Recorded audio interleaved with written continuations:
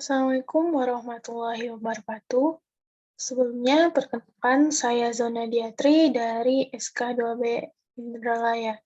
Nah, pada kesempatan kali ini, saya akan mempresentasikan tugas fisika makalah, yaitu yang berjudul fluida.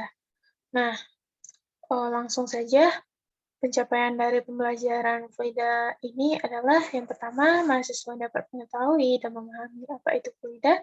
Yang kedua, yaitu mahasiswa dapat meningkatkan pemahaman mengenai fluida. Yang ketiga, yaitu mahasiswa mengkaji lebih lanjut mengenai fluida. Nah, selanjutnya yaitu mahasiswa dapat memahami contoh soal dan mengerjakan latihan soal dengan mudah. Nah, selanjutnya yaitu uraian materi. Menurut Rashwari 1986, fluida adalah suatu zat atau bahan yang dalam keadaan setimbang tidak dapat menahan gaya atau tegangan geser atau shear force. Fluida juga dapat didefinisikan sebagai zat yang dapat mengalir bila ada perbedaan tekanan atau tinggi. Nah, sedangkan secara umum, fluida adalah sebuah zat yang dapat mengalir dan dapat berubah bentuk secara terus-menerus jika tekanan atau gaya geser. Nah, fluida juga merupakan zat yang merajuk kepada zat cair ataupun gas. Contoh dari fluida cair yaitu minyak, air, susu, dan benda cairnya di kehidupan sehari-hari kita.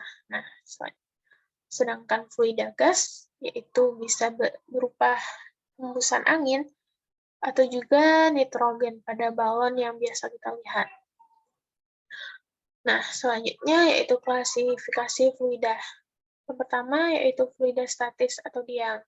Nah, dari namanya sudah jelas ya, fluida ini adalah fluida yang berada dalam fase tidak bergerak atau diam. Nah, tapi dengan artian, fluida ini memiliki kecepatan yang seragam, sehingga fluidanya tidak terkena gaya geser. Nah, misalnya yaitu rumus dari fluida statis. Yang pertama yaitu massa jenis atau rho.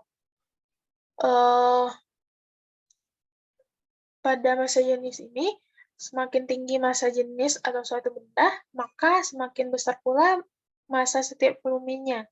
Hal ini berfungsi untuk menentukan setiap zat memiliki massa jenis yang berbeda.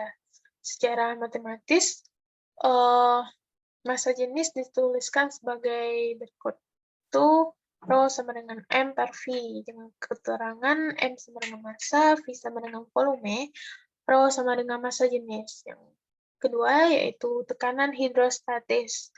Nah, tekanan ini dipengaruhi oleh luas dan dari objek yang menerimanya atau kedalaman ukur. Tekanan hidrostatis menekan ke segala arah dan juga merupakan gaya yang memberikan pada luasan yang diukur dan dapat dihitung berdasarkan kedalaman dari objek. Rumusnya yaitu pH sama dengan Rho kali G kali H, dengan keterangan Rho sama dengan massa jenis air, G sama dengan kecepatan gravitasi, H sama dengan titik kedalaman atau ketinggian. Selanjutnya yaitu tekanan mutlak. Ada juga tekanan mutlak pada tekanan hidrostatis ini dengan rumus P sama dengan pH ditambah P atm. P atm merupakan tekanan atmosfer. Itu 1,013 dikali 105 PA. Selanjutnya yaitu Pascal.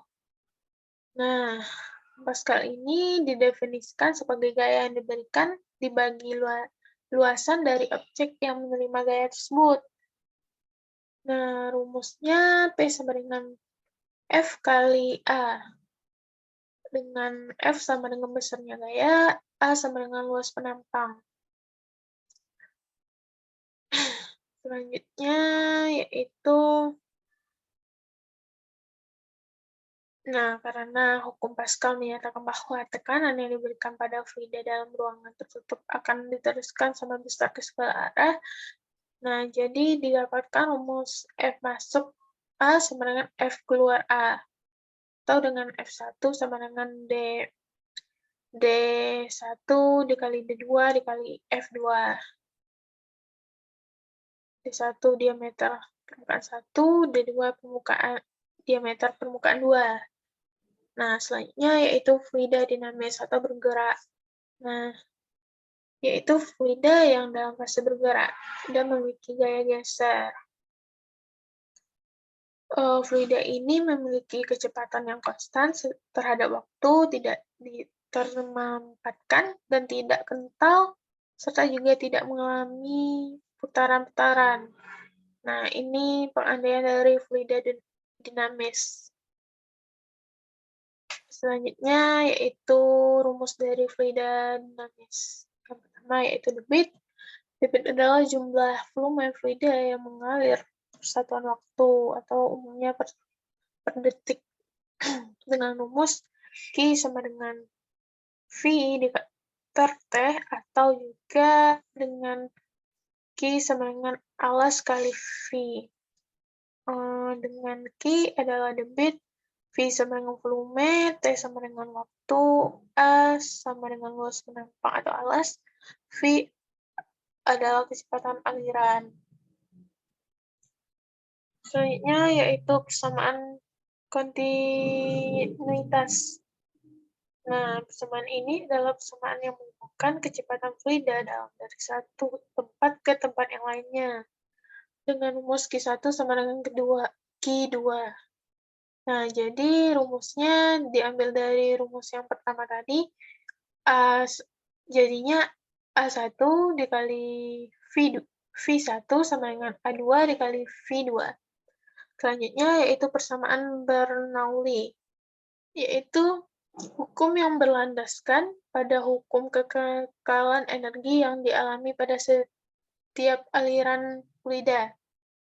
Nah, hukum ini menyatakan bahwasanya jumlah tekanan atau P, energi kinetik persatuan volume, dan juga energi potensial persatuan volume mempunyai nilai yang sama pada setiap titik sepanjang satu garis arus. Nah, persamaan ini diibaratkan dengan gambar ini. Gambar ini dapatlah rumus P ditambah dengan 1/2 rho V 2 ditambah rho GH sama dengan konstan, jadi P1 ditambah 1/2 rho V1 dan 2 ditambah rho GH1 sama dengan P2 ditambah 1/2 rho V22 dan maksud saya rho GH2. Dengan keterangan P sama dengan tekanan, rho sama dengan massa jenis, G sama dengan kecepatan gravitasi. Selanjutnya yaitu tangki bocor mendatar. Nah, pada tangki bocor mendatar ini, kecepatan air pada lubang penyemburan yaitu sama dengan air yang jatuh bebas dari batas ketinggian air, sehingga semakin besar perbedaan ketinggian lubang dengan batas ketinggian air, maka akan semakin cepat juga semburan airnya. Nah, ini diibaratkan dengan tabung ini. Nah, jadi rumusnya yaitu V sama dengan akar 2 GH, X sama dengan 2 akar H kecil dan H besar. Dengan T sama dengan akar 2H per G. Dengan keterangan V sama dengan kecepatan, H jarak tempat jatuh cairan, X sama dengan jarak mendatar jatuhnya cairan, T sama dengan waktu, H sama dengan jarak permukaan cairan ke lubang yang bocor. Nah, selanjutnya rangkuman. Ini ringkasan dari materi di atas tadi. Nah, selanjutnya yaitu latihan dan kunci jawaban. Pada kesempatan kali ini saya akan memaparkan satu latihan saja, yaitu Yang pertama, minyak mengalir melalui pipa berdiameter 8 sentimeter dengan kecepatan 4 meter per sekon. Nah, kecepatan alir minyak adalah titik-titik meter kubik per sekon. Nah, dapat diketahui bahwa alasnya itu berbentuk lingkaran karena ini ada diameter 8 sentimeter. Nah, jadi rumusnya yaitu VR kuadrat. Nah, V dikali R-nya yaitu diambil dari diameter ini, R sama dengan setengah dari diameter yaitu 4 cm, dan dijadikan ke meter jadinya 0,04 meter. Jadi jadi A sama dengan V dikali 0,04 meter kuadrat sama dengan 0,016 V meter kuadrat. Nah, diketahui bahwa V itu 4 meter per sekon. Nah, langsung saja dimasukkan ke dalam rumus, yaitu Q sama dengan A dikali V. A sama dengan 0,016 V meter kuadrat dikali dengan 4 meter per sekon. Didapatkan 0,0064 meter kubik per sekon. Atau juga dengan 6,4 dikali 10 pangkat min 3 per meter kubik per sekon. Jadinya ini soal-soal dari rumus di atas.